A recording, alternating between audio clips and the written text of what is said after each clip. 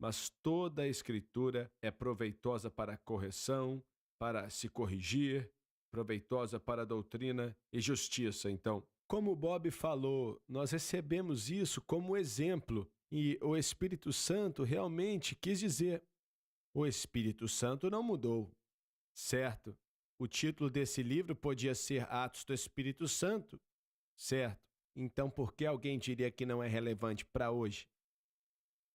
Porque as pessoas não querem que seja relevante para hoje, querendo continuar em sua própria. Olha, quando o mover de Deus vem, quando o Espírito Santo se move, você precisa fazer duas coisas. Tem que se aderir totalmente à palavra de Deus. Em segundo lugar, tem que haver uma consagração à vontade de Deus. Eu quero que o Senhor quer, Deus, como domingo, enquanto gravamos, é claro. O Espírito de Deus foi um mover poderoso do Espírito Santo em nosso culto. Foi forte. E quando as pessoas experimentam aquilo, saem dali fortalecidas, ajudadas, encorajadas, exaltadas pela presença de Deus, que precisamos desesperadamente de algo assim. Mas é porque tem que se seguir a palavra de Deus e a vontade de Deus. Então vamos ler o versículo 21, continuando nosso estudo. Tu não tens parte nem sorte nesta palavra. Antes de ler as anotações, vamos ver o que estava acontecendo aqui. Simão, o mágico, estava olhando para João e Pedro, orando para que crentes recebessem o batismo com o Espírito Santo. Muitas pessoas tinham sido salvas com Filipe, porque ele esteve ali algumas semanas antes, mas nenhum tinha sido batizado com o Espírito Santo. Então Pedro e João vieram de Jerusalém com o propósito de pregar o batismo com o Espírito Santo e muitos estavam recebendo. Não sei se todos receberam ou não, mas muitos receberam. Simão, o mágico, e as pessoas discutem se ele foi salvo mesmo ou não, mas de qualquer maneira, ele viu o que Pedro e João estavam fazendo, impondo as mãos sobre as pessoas, orando por eles, e eles foram batizados com o Espírito Santo. E ele fala para Pedro e João: posso te dar dinheiro, ou seja qual for o caso, e você então me ensina como fazer isso, e aí eles vão ser cheios quando eu orar também e tal.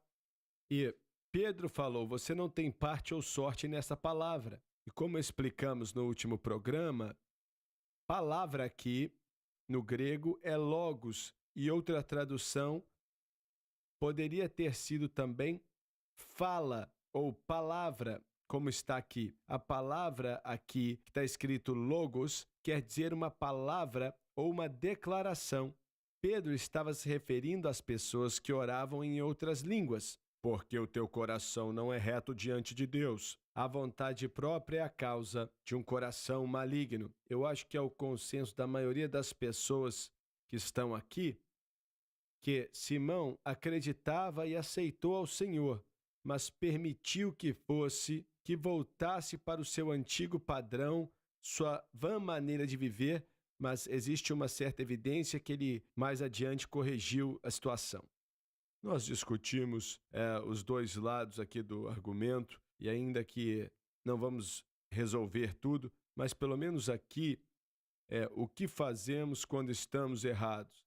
E esse é o problema. Você pode repetir? O verdadeiro problema é o que você faz quando está errado. Quando a pessoa está errada, como consertamos? É o que estamos vendo aqui agora, certo? Então, o que deve ser feito?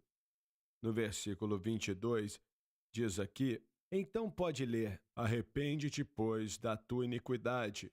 Proclama quão terrível foi o pecado, ainda assim a esperança é oferecida. E ora a Deus para que porventura te seja perdoado o pensamento do teu coração. Nos diz que só Deus pode remediar essa situação, e Ele sempre vai remediar baseado no verdadeiro arrependimento que diz que Ele está certo e eu estou errado.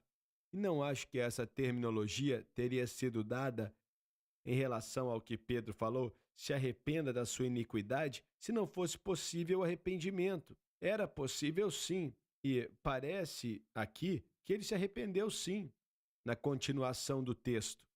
Pois vejo que se refere ao Espírito Santo informando Pedro sobre a causa exata e não só sintomas. Estás em fel de amargura, uma condição de maldade extrema e em laço de iniquidade, um laço de ganância por dinheiro, poder e controle sobre outros homens. Respondendo, porém, Simão disse: Orai vós por mim ao Senhor. Demonstra uma atitude correta por parte de Simão, para que nada do que disseste venha sobre mim, em referência a ele potencialmente perecendo, se ele continuasse naquele curso específico, tendo ele, pois, testificado e falado a palavra do Senhor. Sem dúvida alguma estabeleceram uma igreja ali. Voltaram para Jerusalém e em muitas aldeias dos samaritanos pregaram o evangelho. A caminho de Jerusalém pregaram em muitas cidades e vilas, demorando algumas semanas para fazer isso.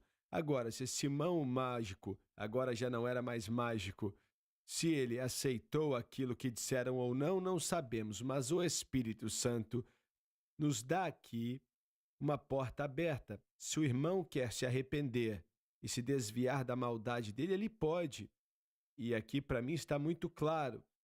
Agora, se ele fez isso ou não, não sabemos, mas é isso que deve acontecer.